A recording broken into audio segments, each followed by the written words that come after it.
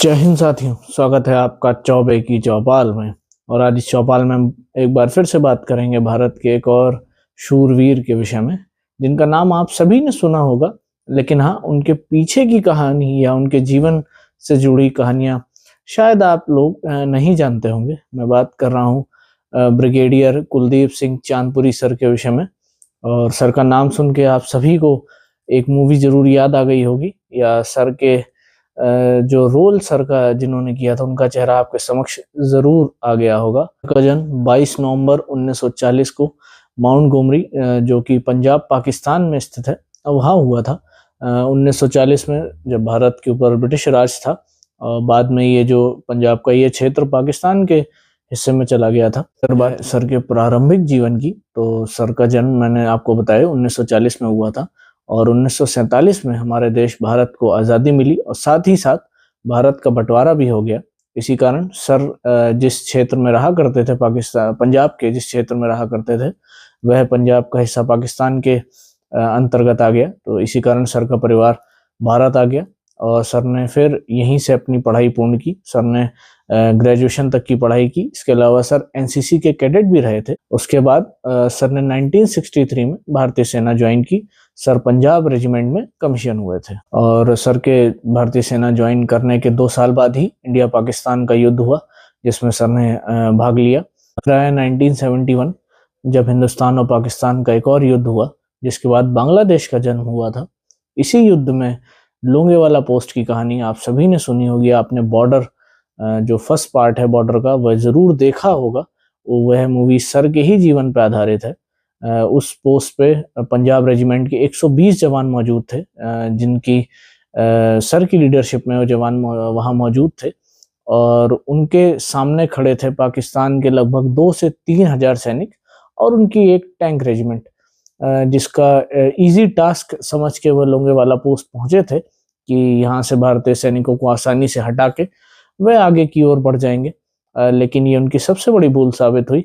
Sir की leadership में भारतीय जवानों ने अधम वीरता और साहस का परिचय दिया, जिसके कारण भारत के 120 वीर सपूतों के आगे पाकिस्तान के 2 से 3 हजार सैनिकों ने सरेंडर किया, और उनके बहुत सारे टैंक्स को नुकसान हुआ, और बहुत से टैंक्स उनके भारतीय सेना ने जब्त कर लिए थे।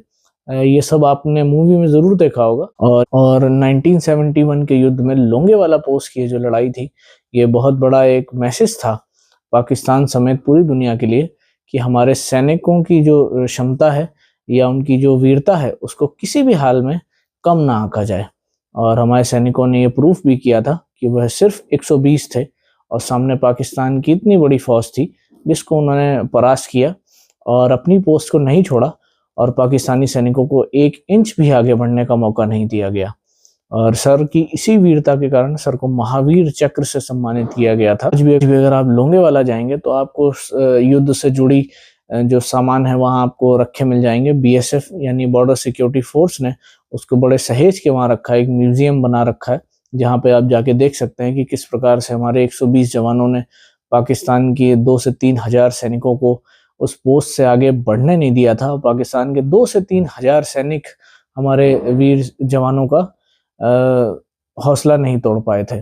और वहाँ पे एक तनौट माता का मंदिर भी मौजूद है, जिसके पीछे भी बड़ी प्रसिद्ध कहानियां हैं कि किस प्रकार से माँ ने हमारे जो वीर जवान थे उनकी रक्षा की थी, और जिस कारण पाकिस्तान की जो फोर्सेस थी, उनके जनरल्स थे, वो भी इस बात से बड़ा हैरान रह गए थे कि किस प्रकार से उनकी फोर्स आगे ही नहीं बढ़ पाई, और हमारे वीर सपूतों ने उनको वहीं रोक दिया था। अगर बात की जाए सर को मिले मेडल्स के विषय में, तो सर को एक महावीर चक्र और इसके अलावा एक विशिष्ट सेना मेडल से सर को सम्मानित किया गया। 1996 तक भारतीय सेना में विभिन्न पदों पर रहकर अपनी सेवाएं दी, और अंत में सर ब्रिगेडियर के पद से रिटायर्ड हुए। और 2018 में 78 वर्ष की उम्र में मोहाली में सर का दुखद निधन हो गया। सर के इस जीवन से हम बहुत कुछ सीख सकते हैं, क्योंकि उनका जो जीवन था, आप सभी उनकी कहानी देख के समझ गए होंगे कि ये शुरुआत से ही उनका जीवन कितना चुनौतीपूर्ण रहा था, कि मात्र 7 वर्ष के जब वो थे तब उन्हें अपना घर बार छोड़ के वहाँ से आना पड़ा था। और जो इस तरीके की हिंसा और जिस तरीके की उपद्रव भारत की आज़ादी के बाद हुआ था, वह तो हम सभी जानते हैं। सर ने उन सब चीज़ों को झेला उसके बाद भी उन्होंने अपनी पढ़ाई और मेहनत को जारी रखा, भारतीय सेना में शामिल हुए, 2 युद्ध लड़े और कितनी शानदार तरीके से लड़े कि उनकी लीडरशिप में हमारे जवानों ने किस तरीके से पाकिस्तान को मुंह तोड़ जवाब दिया।